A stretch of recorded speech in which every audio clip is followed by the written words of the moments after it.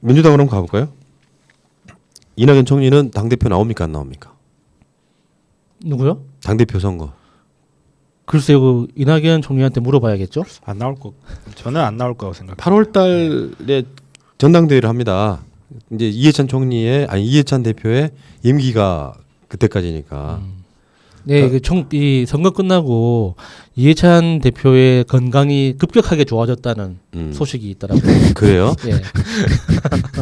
그러실 수 있을 것 같아요. 정말 하는데. 선거하기 전에는 선거 끝나고 바로 사퇴하시는 건 아닌가 걱정할 정도로 좀 안 좋아 보이는데 선거 끝나고 급격하게 좋아졌답니다. 그래서 그러니까 전당대회까지는 아무 걱정을 안 해도 되는 걸로.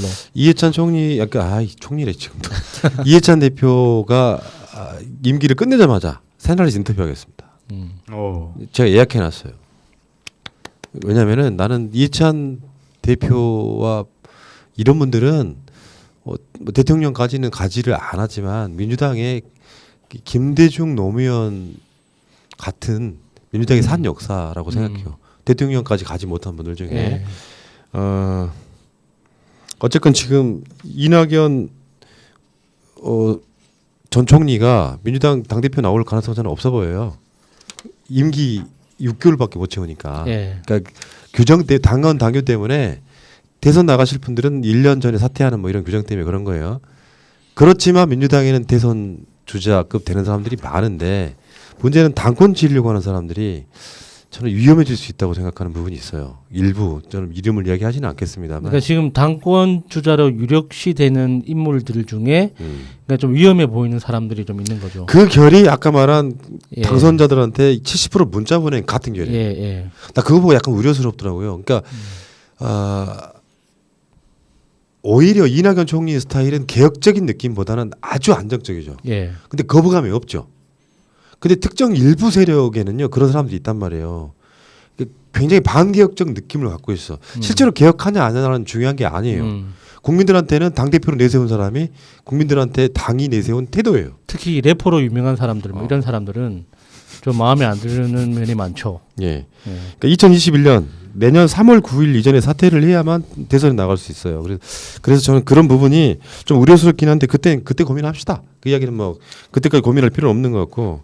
근데 이제 미래통합당으로 가면 오늘 아마 김종인 비대위원장이 사실상 어떻게 보면 결정된 느낌이에요.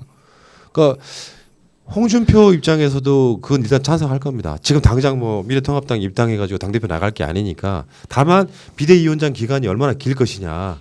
그러니까 김종인 비대위원장이 들어서고 인물이 진짜 그렇게 없을까요?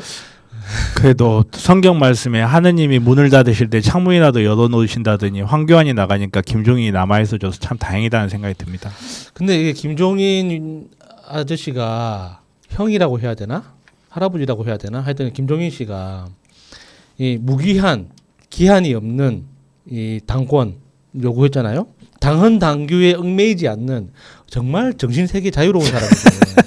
당헌 당규에 얽매이지 않는 절대적인 당권을 바탕으로 한 무기한이 없는, 그러니까 2022년 2월까지 가겠다는 거야.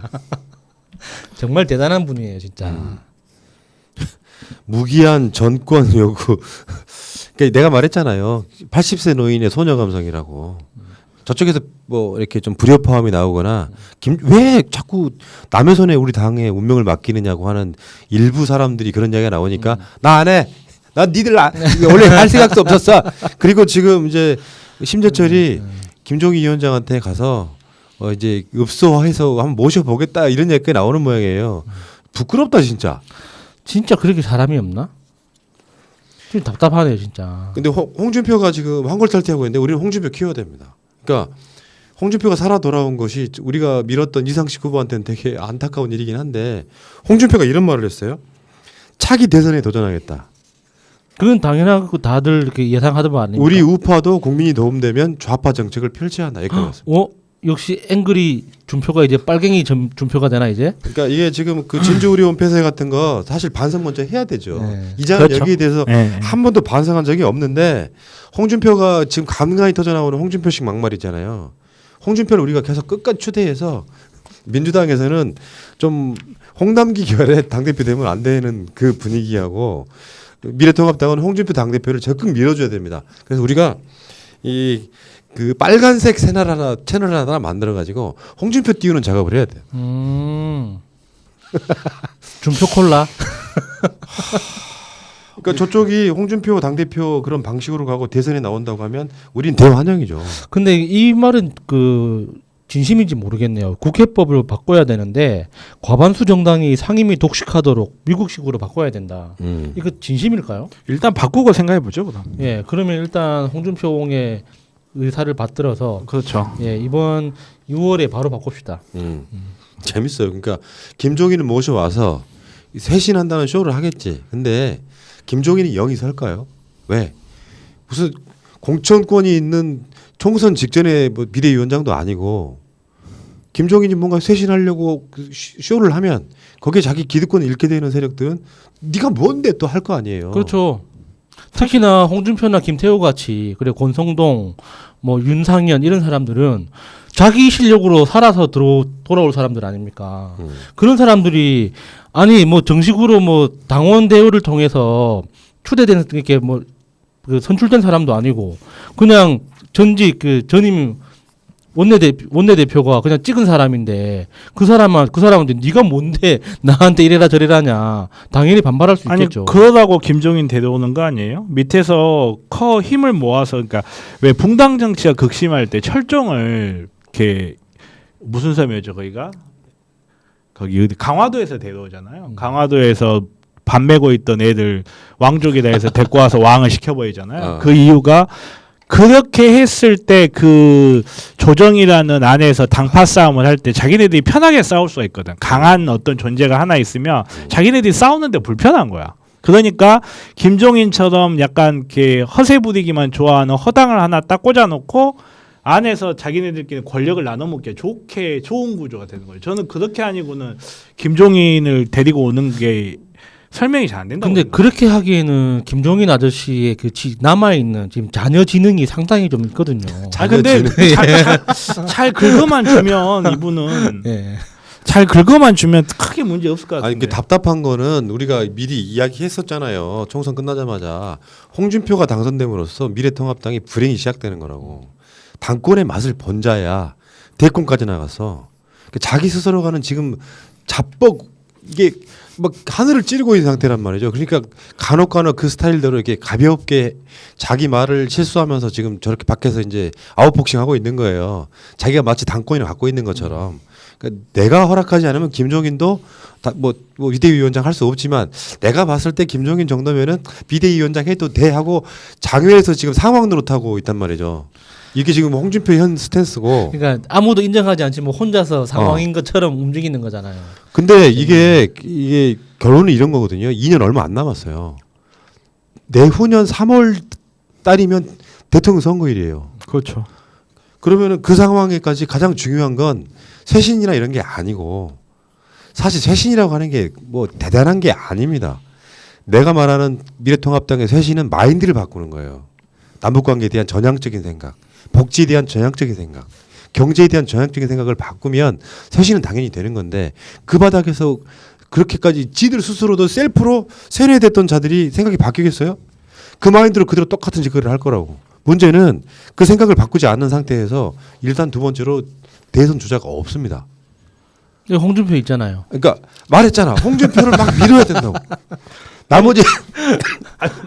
나머지 나올 수 있는 자가 없다고. 네. 아니 얼마나 좋아요. 자기네들이 이렇게 대패를 하고도 패인 분석은 안 하고 코로나 때문이다. 선거가 부정이다 하고 홍준표 같은 분들은 나와서 내가 대권 후보다. 김종인 나와서 내가 당권을 장악하겠다. 이러고 있는 모습을 볼 때마다 저는 굉장히 안심이 되고 이게 7년 정도 더 해먹을 수 있었잖아요. 좀 더 해먹겠는데 걔네들 보면 좀 그런 생각이 들고 그게 이렇게 사실은 승리를 한 쪽도 싸움 과정을 복귀하면서 뭘 잘했고 뭘 잘못했고 이걸 한번 복귀를 하잖아요. 그러면서 더 강해지는 거예요. 근데 패배를 했는데 자기네들이 뭐 때문에 패배를 했는지 권력을 어떻게 잃었는지 이거에 대해서 전혀 반성이라든지 복귀가 없어. 복귀가 없고 그냥 남탓만 계속하고 지들끼리 싸우고만 있는 거 얼마나 보기 좋아요.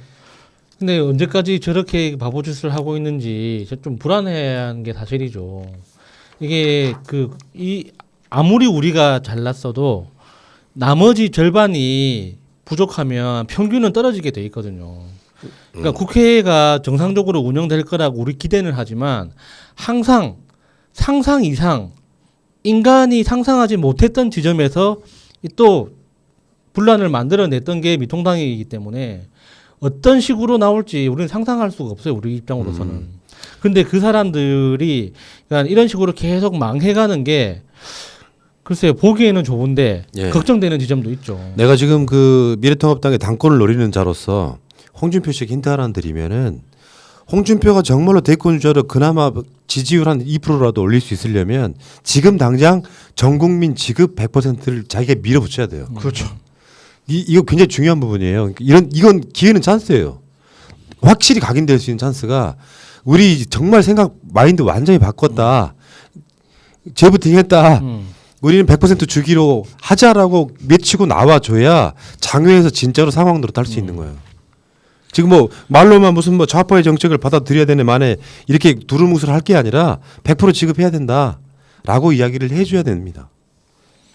그래야 제가 홍준표하고 뭐 비교가 좀 돼볼만 하죠. 근데 홍준표도 당권 못 나오겠죠. 똑같은 상황이면. 대권으로 바로 가야죠. 민주당이랑 거의 상황은 똑같을 거라고 생각이 들어요. 글쎄요. 그러면은 김태호도 안 나오겠네요. 김태호도 속으로는 자기 대권 생각하고 있을 거 아닙니까? 김태호는 홍준표에 비하면 약간 급이 좀 한 등급 아래죠. 경상도에 형님들 많다던데. 어쨌건 간에 김태호는 그 느낌이 홍준표하고는 좀 약간 다르고 예를 들어서 김태호가 이제 전성기는 뭐냐면은 이명박에 의해서 총리 후보로 올라갔을 때요. 40대에 총리 후보 이런 건 괜찮은데 그 후로 계속 내리막길을 탔던 상황이기 때문에 뭐 결국에는 뭐 굳이 말한다면 김태호 정도가 홍준표의 이제 뭐 경쟁 상대 정도 되겠네요. 어쨌든 얘네들 이런 마인드 안 바꾸면은 대선은 없다. 새날도 뭐 어제 폭탄 선언을 했어요. 밤에 새날 방송은 7년 6개월만 더 하겠다. 대선 2번 딱 겹치고 정권이 안정되는 거 보고 그만두겠다. 그럼 그때 이제 이 정변으로 갈아타면 되는 거예요? 아니야 그때 나 황희도한테 물려줄 거야. 그동안 즐거웠습니다. 자 어쨌든요. 야권의 대선 주자를 묻는 그 저기 뭐라고 그러죠? 야권의 대선 주자 후보를 묻는 그 여론조사에서 없음 씨가 1위더라고요. 없어. 과반수를 넘었던데. 없어. 우리나라에 없이가 있어요. 없이. 그러니까요. 업신여기고 싶더라고요. 어쨌든 김종인 씨가 재밌긴 해요. 나한테 전권을 달라. 그 정권 갖고 뭐 하실라 그러? 이쪽에 이 양반은 정권이 무슨 뭐 마법의 카드 이런 것 같아요. 근데 그 정권이라는 그 전제가 너무 그러니까 허무맹랑하잖아요. 당헌 당규에 얽매이지 않는 정권이라는 게 사실상 내 개인 재산으로 만들겠다는 거잖아. 아니 그게 박정희 때 유신 체제 아니에요. 국가가 위기에 빠져 있으니까 나에게 임기도 없고 뭣도 없고 절대적인 대통령 권한을 달라. 이 사람이 그 밑에서 정치를 배워서 그런지 어쩐지 헌법을 위배한다는 거는 그 조직의 정신 자체를 배제할 수도 있다라는 건데 그거 어떻게 줘? 한번 보고 싶긴 합니다. 실제로 당헌 당규에 얽매이지 않는 당 대표급 비상대책위원장이 실제로 어떻게 움직이는지 한번 보고 싶긴 해요. 그러니까 나는 그 김종인이 약간 그런 놀이에 빠져 있는 사람처럼 보여요. 놀이. 그러니까 이게 막 비대위원장 막 모셔가려고 하는 게 너무 이렇게 취해가지고요. 이쪽이 그런 뽕 같은 거지. 어깨뽕. 사실은 김종인의 효과를 우리가 본 적이 한 번도 없어요. 착각이라고. 나는 한 번에 인정해 준다니까. 박근혜 때 그 경제민주화 이슈로 완전히 질선거를 나름대로 이렇게 선전했던 거 빼고 나면 김종인은 허상 같은 거야. 그러고 보니까 김종인 씨가 정말 제일 무서운 사람이네요. 세상에서 제일 무서운 사람이 잃을 게 없는 사람이라고 하잖아요. 그런 면에서 김종인 씨는 나이를 봐도 어느 날 밤에 그 주무시다가 갑자기 세상을 뜨셔도 뭐 사람들이 이상하게 생각하지 않을 만한 그 정도 나이잖아요. 잃을 게 뭐가 있습니까? 뭐 대통령을 해먹을 거야, 뭐 장가를 한 번 더 갈 거야, 여기서 돈을 더 벌 거야, 뭘 할 거야. 정말 잃을 게 없이 뭐 무한대의 권력만 딱 누리다가 마지막까지 갈 수 있는 정말 복 받은 사람이네. 돈을 넣는 악담인 것 같은데. 네? 돈을 넣는 악담인 것 왜요? 사실이잖아요. 잃을 게 없이 죽을 수도 있다라는 거는 사실 연세가 그렇게 그 정도로 드신 분이잖아요. 일단은 뭐 저는 그렇게 생각해요. 김종인 씨 반갑습니다. 계속 조금 더 열심히 해주시면 예, 맞아요. 저희에게 큰 도움이 될 것 같으니까 어둠의 민주당 당원. 지금 생각해 보니 진짜 김종인과 홍준표와 김태호 그나마 이거 남아 있는 거 아니야? 정말 미천이 진짜 너무 없다해. 태구민이 있다는 말도 있긴 하더라고요. 이런 갓나 스타일 오빤 강남 스타일이 있는 거 있잖아요. 대망의 그 방송을요 제가 다음 주 화요일부터 시작합니다. 1회 방송 오빤 갓나 스타일 진짜로 프로그램 런칭했어요. 요즘은 이제 뭔가 잘못하면 저 강남에 저 아오지 간다고 하더라고요. 네. 자 그래 여기까지 해요. 미래통합당은 선거의 징계 문제가 아니다. 전에 말씀드렸잖아요. 리더십이 완전 실종된 상태에서 굉장히 조롱당할 가능성이 높아요. 앞으로 2년 동안 여기까지.